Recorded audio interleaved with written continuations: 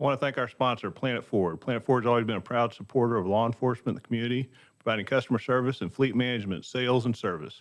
If you're looking for that personal quality service, contact Planet Ford in Spring or online at planetford.com.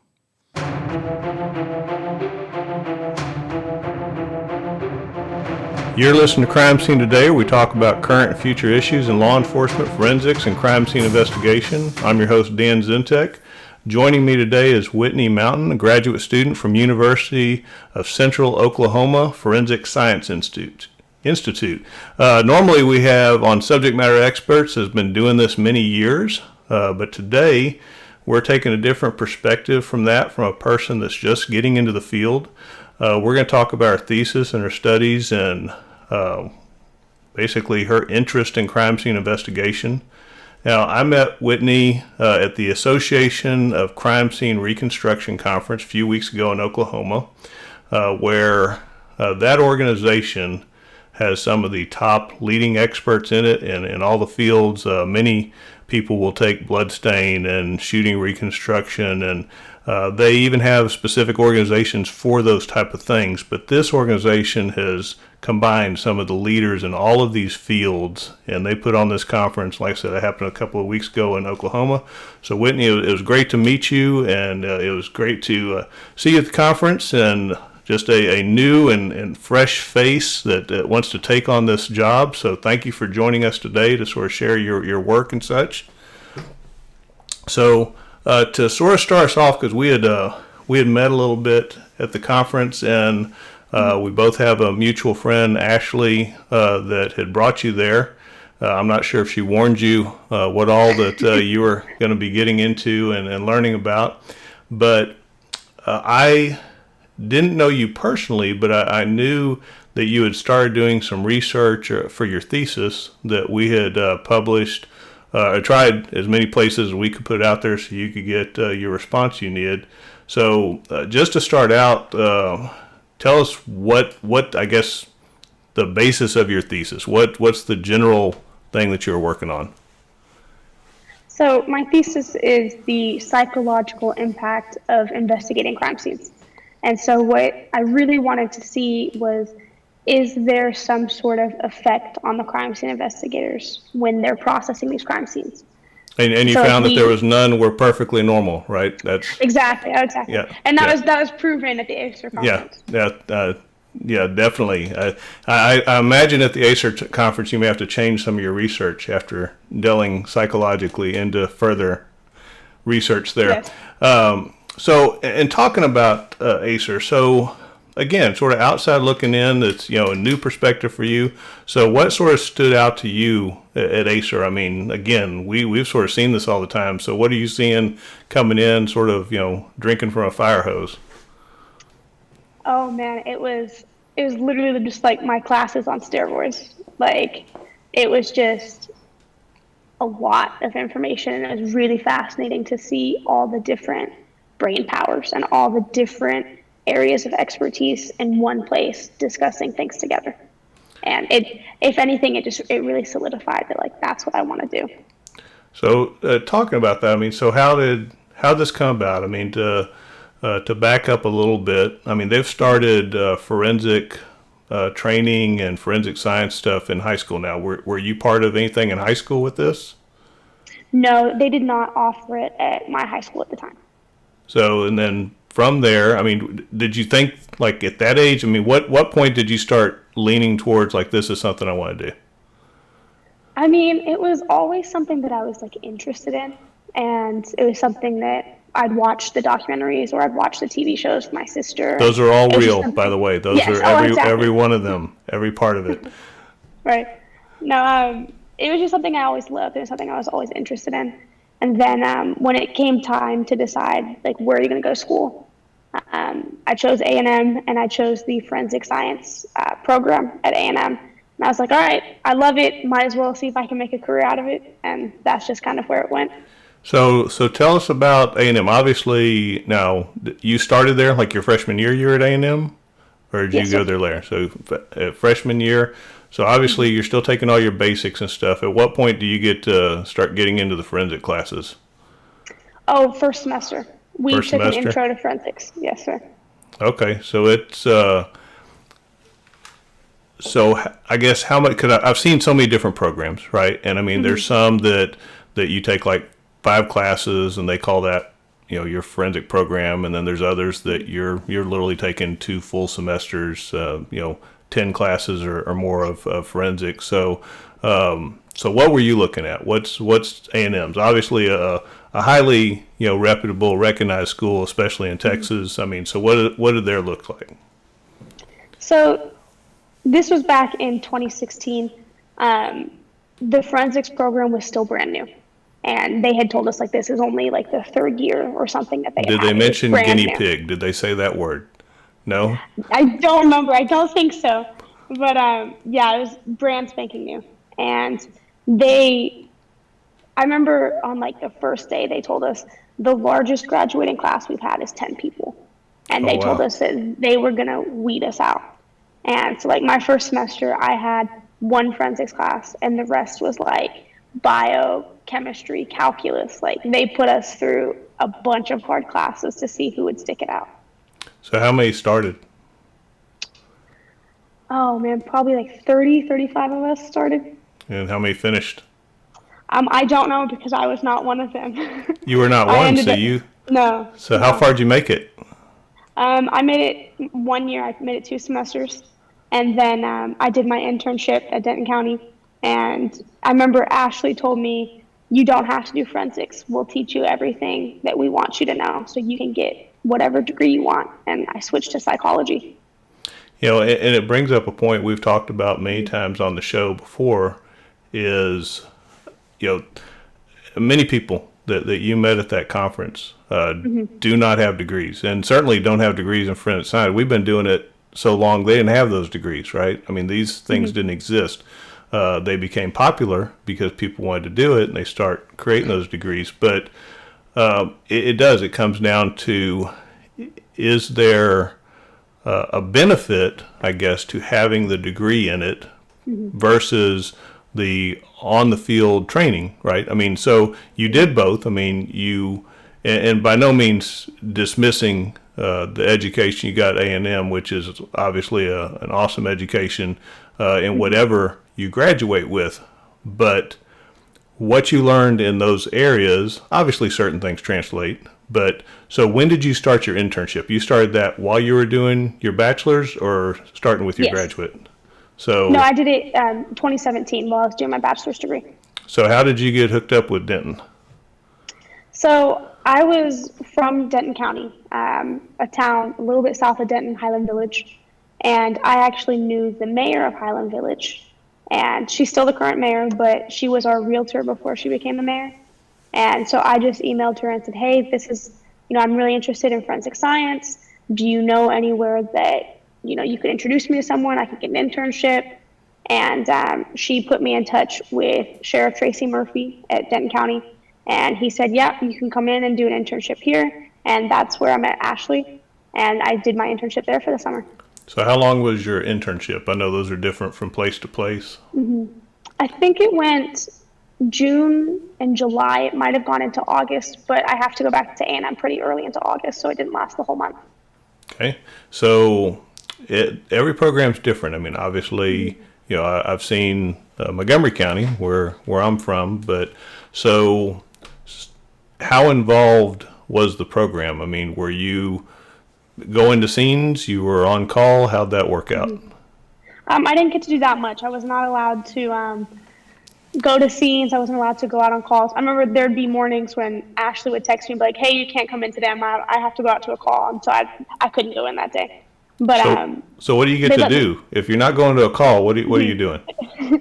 I did a lot around the office.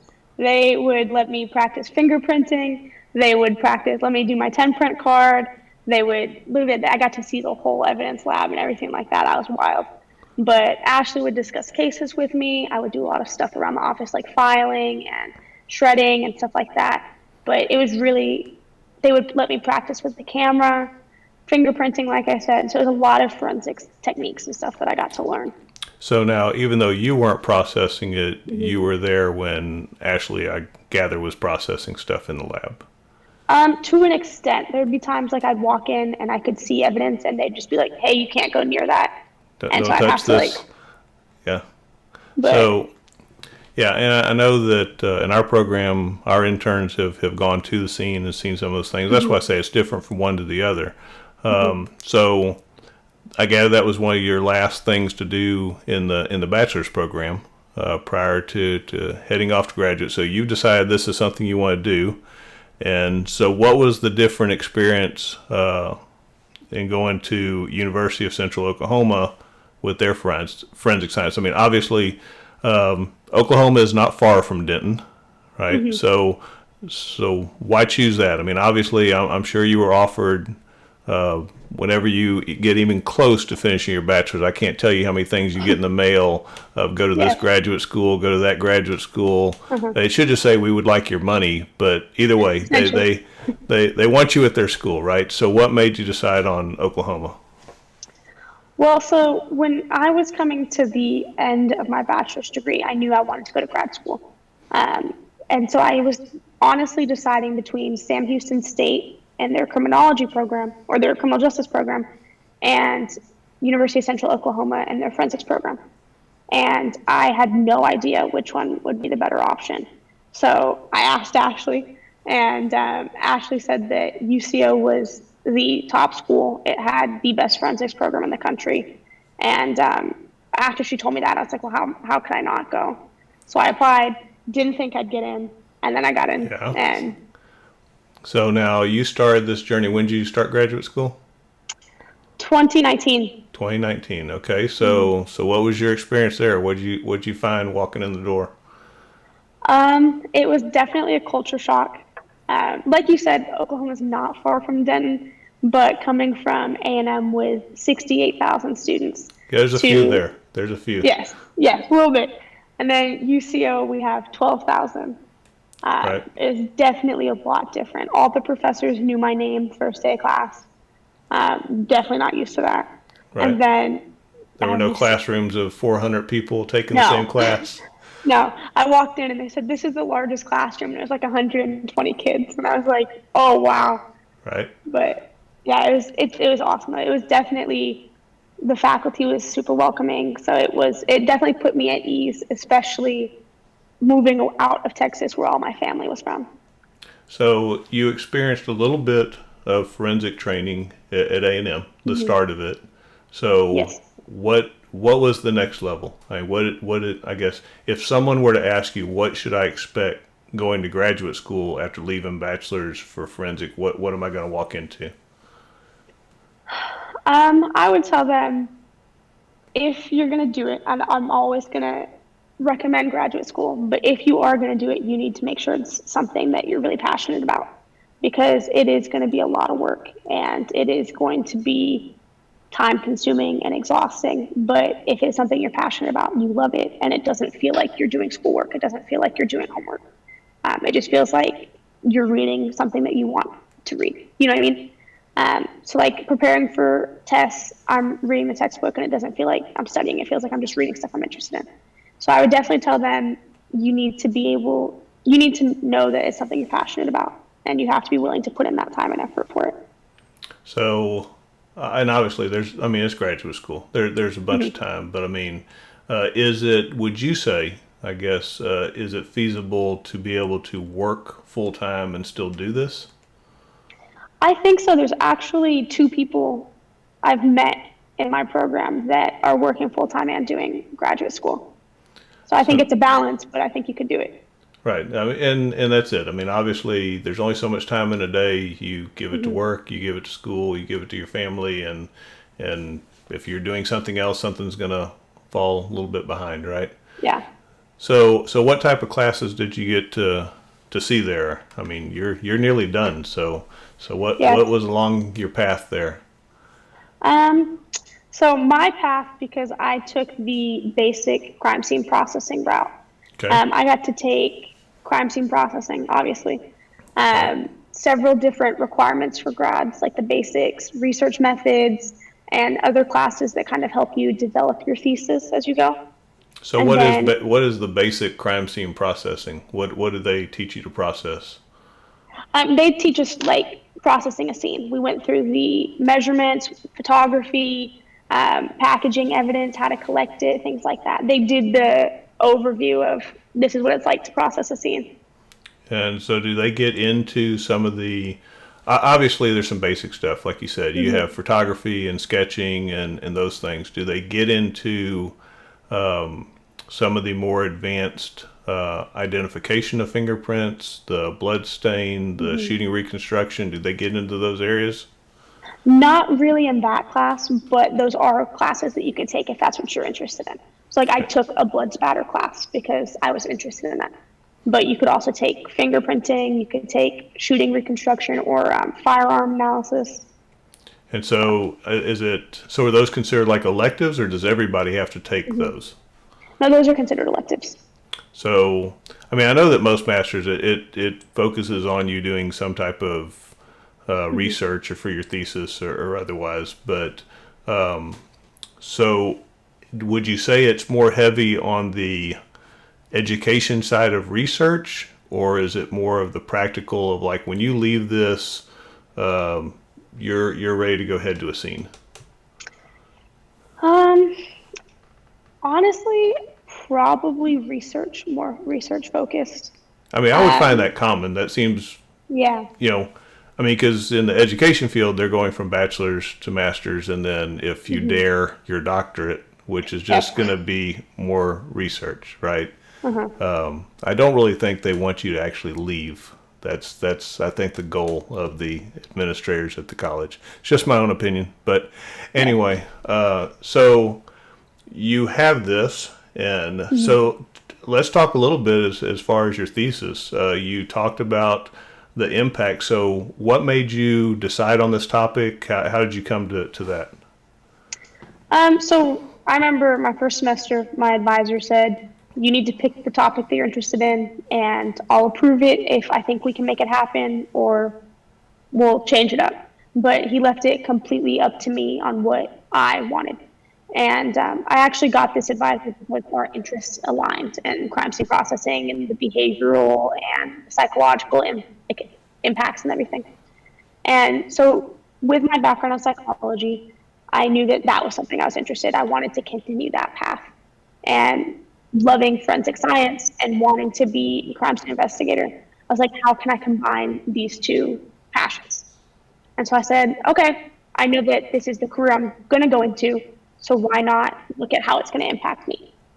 Right. So the end, and I mean, I joked earlier that it has no impact whatsoever, and we know it does. We know that, as you experienced at the conference, the dark humor, the jokes, the basic stress relief of being in that field for that many years, that would probably shock most people, because again, we certainly respect what we do and the families we work for and everything, but there's jokes that we say and laugh and otherwise that probably outside of that realm would not be thought of as normal humor, right? So you've experienced that, you've seen this, and I guess sort of the big question at the end is, so you know the impact, why would you want to continue knowing the impact?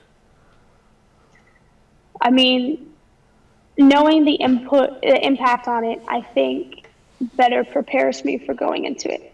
So like knowing the impact of the career, it's not deterring me at all. I know this is something I still want to do. And honestly, at the end of the day, someone has to do it. Well, and please don't get me wrong, because it's, I'm not saying by any means that it wouldn't deter me either. I mean, and probably anybody that you met there, because they'll all tell you, we accept these things, we accept the hardships that go with it, but we would never want to do anything else. I think a very common statement is, I can't imagine what would happen if I needed to get a real job. Okay, because we enjoy what we do, we're passionate about what we do.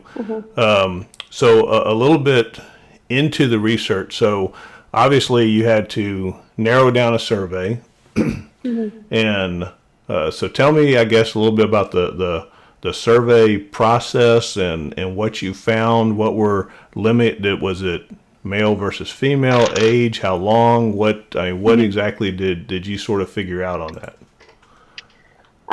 So going into my project, I knew that I needed to create a survey to ask people and to get their honest opinion of it. So we had to make it completely anonymous. And I didn't want to, I'm trying to think how to say it. I didn't want to separate it by age because so many people become crime scene investigators at different ages. Right. And I didn't want to divide it by sex because I didn't see that as important. I wanted to see overall first. And I actually put my recommendations for future research is that someone could look at it based on sex and see how men and women differ in crime scene processing. But I wanted to just look at duration of the career. Or if you're new into crime scene investigation, are you more impacted by the scenes because you're not desensitized to it yet? Or have you been in it so long that the impacts are starting to creep up more and they're more noticeable? So I was really basing it on how long you've been in the career and what type of agency you work for and things like that. So what did you find? I mean, was there a certain time frame that we're more impacted? We don't care as much. I don't know that we start seeing that. Uh-huh. I didn't notice anything like that as much. I mostly looked at, for the most part, the demographics were either you're brand new, you've been in it between 0 and 5 years, or you've been in it for over 16 years. Like, there was polar ends of the spectrum for Right. the people who participated. And overall, I noticed similarities to the type of impact you'd see in like police officers and law enforcement. We know that both are impacted. The main differences I noticed was how those impacts affect them. Does that make sense? Right. So what was your determining? We keep using the term impact. So I guess what would, by your survey, what's the definition? What do you say this has created that? I asked them questions like physical health diagnoses, anything that caused them physical ailments, psychological diagnoses like depression, anxiety, things like that. And then I also asked them about sleep disorders and to see if their career was impacting their sleep patterns. And then I even took it a step further and I just asked participants, like, is there a crime that sticks out with you? Is there a crime that is psychologically distressing and that causes you distress? And looking at all of those is how I determined, like, are people being impacted by this career or is they completely fine with it? So what did you find? Is there something that sort of was higher than others? Sleep deprivation or impact on career? I mean, what seemed to be the most common, I guess, occurrence? Honestly, the most common was probably anxiety or depression or PTSD diagnoses, but those were not large numbers by any means. Like, they were low numbers who actually were being diagnosed. So Now- the large. Now, you think that that's because obviously there's been a stigma for a long time to actually even seek any help, right? Yes. So do you think that the lack of diagnosis is a true, it's not as big, or it's just not been diagnosed? Personally, I think not been diagnosed, but I can't really speculate that in my thesis because I have to say this is proven and this is not proven. Right. Yeah, they don't want But, your opinion in grad school, I promise you. Exactly. But yeah, I do think it's just hasn't been diagnosed because I did have responses that would say, oh, well, this isn't a diagnosis, but I feel like this. Right. And so I think it's just not at the point where people feel like or have felt like they need to go and get it properly diagnosed. Well, and I think it's, again, like I said, it's been common in our field that you don't. I want to say that in crime scene and in homicide and in those areas that you have a very tight group that work together, being able to talk to one another has helped. But still, I don't think that it's the same as you actually seeking some help, right? Yeah, Now, exactly. at Acer, we had one of the guys, Doug, who had gone up and talked about the emotional health. What do you think of that as it relates to your thesis? Oh, I absolutely loved it. When I looked at the schedule before the conference, I was like, I'm looking forward to that presentation because that aligns perfectly with what I'm doing. And I'm so glad someone's talking about it because obviously I've never been in the field, but after conducting the research on it, like it needs to be talked about. So, what did you take? Like I said, just first time coming in, what did you take out of Doug's presentation? I really enjoyed it. I thought it was fantastic. I think it's something that needs to be presented at every conference. I think it's something that you can't sugarcoat it. You have to be very open, very honest about it. Because I think, like you said, there is, or there has been in the past, a negative stigma about seeking help and talking about how the career impacts you. And I think by doing that presentation at every conference and talking about it, that stigma will start to go away. Yeah, I know that it wasn't part of your research or survey, Mm-hmm. but obviously you had to have your own ideas. In receiving all of this information, what would you see as a solution? You know, something that what would you see a benefit putting in place, or how, you know, I won't say how do we solve it. I don't see us solving it. I mean, you're entering into a career Mm-hmm. that you are going to see things that no one was ever intended to see. You're going to Yeah. see the horrors and the worst of so many people over and over and over, and to believe that that will not have some impact, it Mm-hmm. would be insane itself, right? Yeah. So, but what do you feel in receiving that information that would benefit those in the field? Honestly, I am a strong component of having agencies offer counseling or debriefing after working crime scenes, especially crime scenes involving children or homicides. I'm a big, I push that a lot. I even put that in my thesis, but you can't just do therapy or just do talking to someone.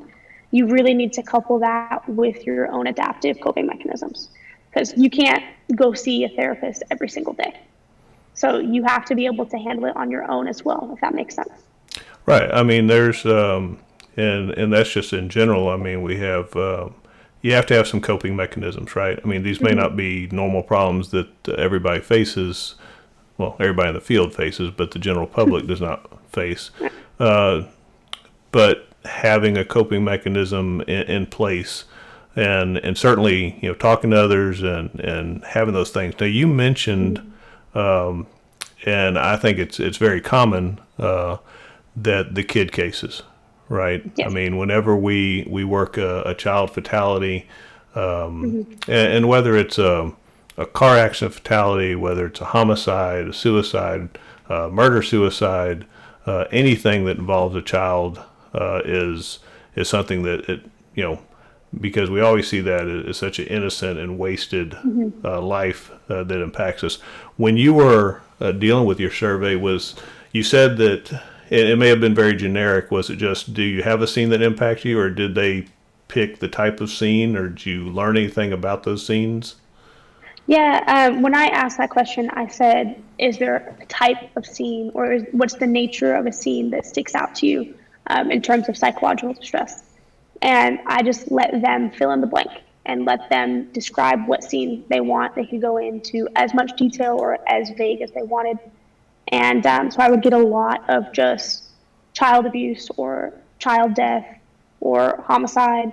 I'd get a lot of like suicides. And then people could go into depth and they could describe a scene that they worked and say, this really stuck out to me because of ABC.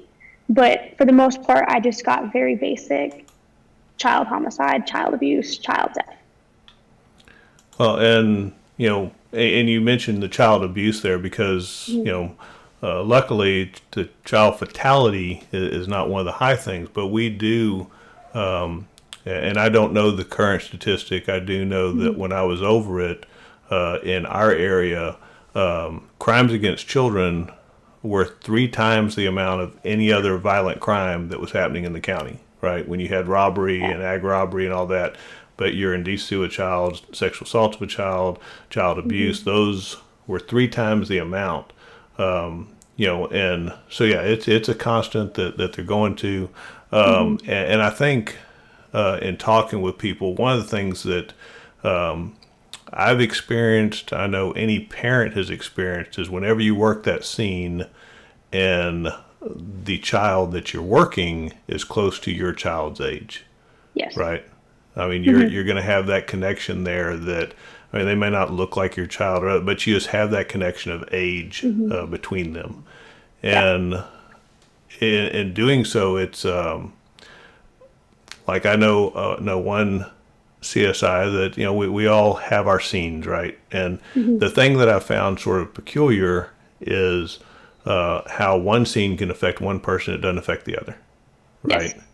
I mean, we'll have at the same scene, one is, I won't say devastated by it, but truly has been shaken up. And then you have another that, that one wasn't the one, right? Yeah. And so it's definitely something to bring to the forefront and talk about. And again, I don't think there's a solution. I think you're on track with there needs to be a coping mechanism because they're not going away, right? I agree completely. I think another part of it when you look at this and you didn't get to run out on calls on your internship, but this is another part of your job you're about to experience, so you should definitely know about it, is the on-call. Unless you work for a big agency that works night shift, you're about to get interrupted sleep over and over, which already, I mean, besides whatever you're going to, I don't care what job you have, if you have interrupted sleep, you're going to raise your stress level, right? Yes. So just by the nature of that in your job. So you've gotten a little overview of all the different aspects. And what I've found with most CSIs is as they start learning these things, they really start becoming passionate about one discipline over the other. Is there one that you've sort of gravitated to that you have more interest in? Not really. After going to the ACER conference and seeing, going to the gun range and doing the shooting trajectory, or after taking my blood spatter class, or after learning different things from different disciplines, I think they're all interesting. And I hate to say I want to dabble in all of them, but I truly want to. That's part of it. You don't get a choice. You will do all of them. Yeah. But some people like one more than the others. Yeah. So what? If I had to pick, go ahead. I'd stick with crime scene processing. That's what I want to do. So speaking of that, so certainly to plug that part of this, you're looking for a job soon, right? So I am, yes. I know that we have many crime scene investigators and bosses, and I know that currently, last I checked, that this show's listed to in 17 different countries. I'm not sure how far you want to go, but anybody that wants to reach out to you, then they can certainly find you on LinkedIn for Whitney Mountain, and they can reach out to you that way. Is there? Are you trying to stay in Oklahoma, Texas? You want to be in? Obviously, you said your family's from there. Where now? They're in Oklahoma, or they're in Denton? Everyone's in Texas. My parents are actually outside of Waco now. Oh, okay. All right. Yes, sir. So obviously that'd be nice, but you just looking for a job at this point, right? So when do you graduate? This May. This May. All right. Yes, so sir. By June you need a job, right? That's the goal.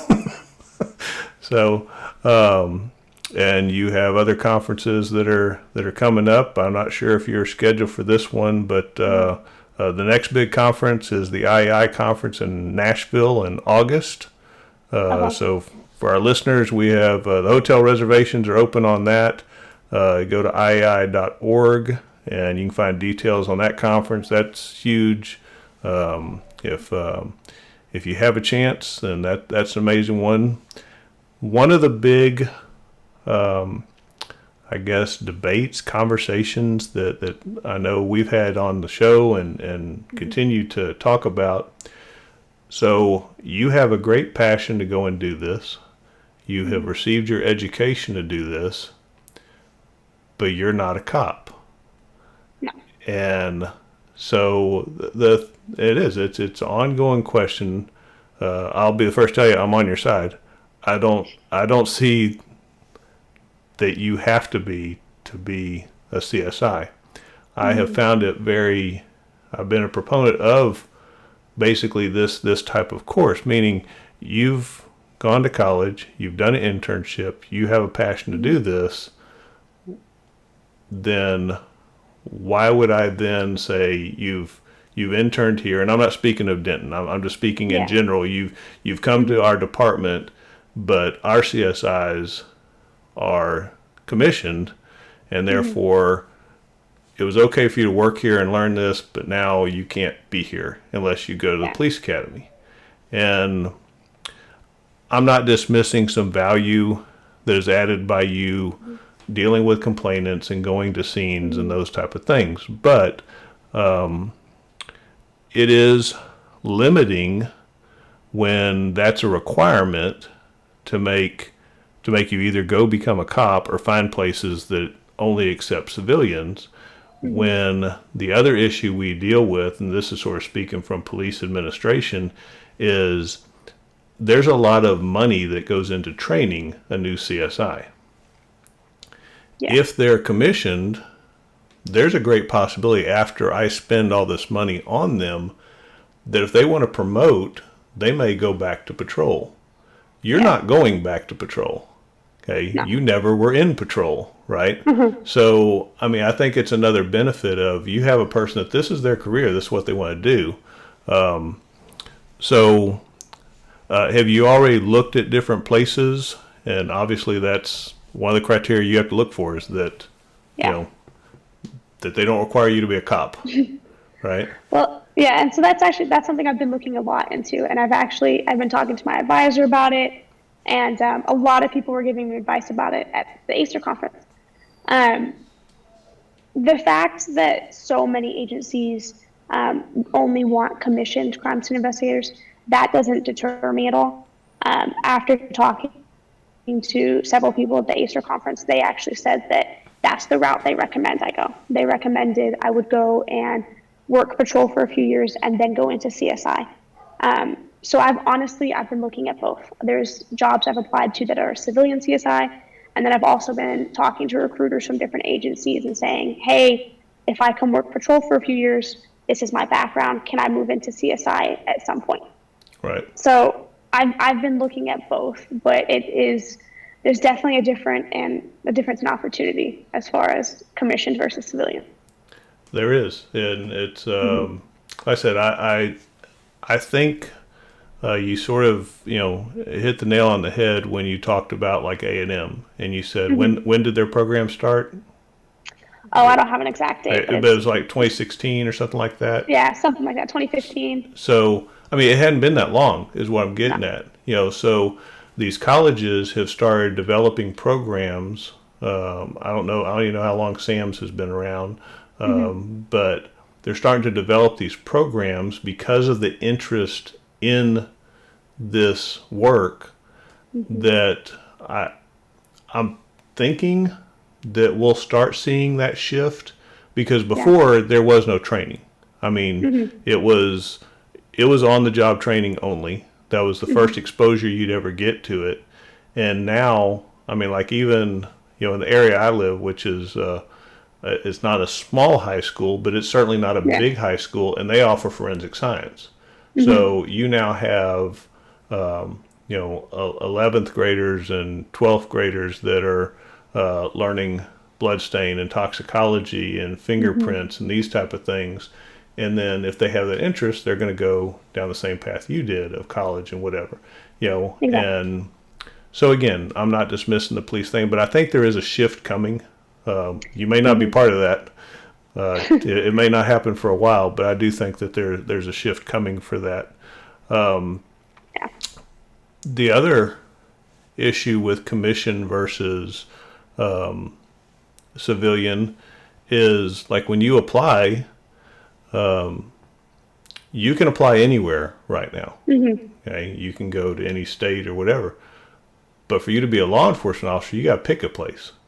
Like if you want to be a Texas police officer and you're Texas commissioned, then that's where you have to be to go and apply. I mean, I don't know. It seems to me it's sort of limiting again as far as options. But I have no doubt that you'll do fine and you will be a CSI soon.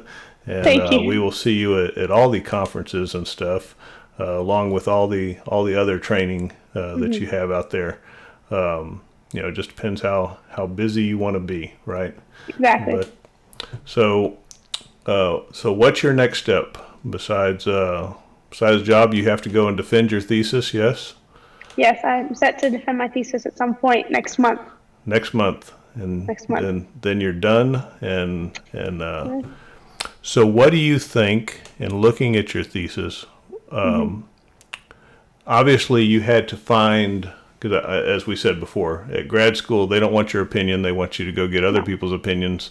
So did you find research on this topic already, or did you find research that you sort of had to translate through to a CSI type thing? Does that make sense? Yeah. No, and they require us to do a literature review before we begin going into our own research. They want us to see, that's the first phase, is you have to see what type of research is already out there. And so when I looked into it, I found one article that had been published on crime scenes and the impact they have on the investigators. And that article stated that they had no conclusions found. And they said, we need somebody else to go in and research this because we couldn't find anything. And so every other article, every other piece of literature that I looked at was either law enforcement, first responders, or veterans. And so when I did my research, I had to compare it to those out there and say, we have our law enforcement database, we have our veterans, how do crime scene technicians add into that? So did you find it comparable? To an extent, yeah. Like I said earlier, like the main difference was how it impacts them. So like with the articles I found with law enforcement, they have a higher death rate, or they have increased physiological issues such as high blood pressure, high cholesterol. Whereas with the crime scene investigators that I surveyed, hardly any of them reported any physiological health, let alone death at some point. Obviously, everyone I surveyed is still alive, so they weren't. But as far as the physiological difference, for the most part, it does impact them differently. But that's the extent of the differences that I found. So out of this, how many people did you survey? So I had 101 responses.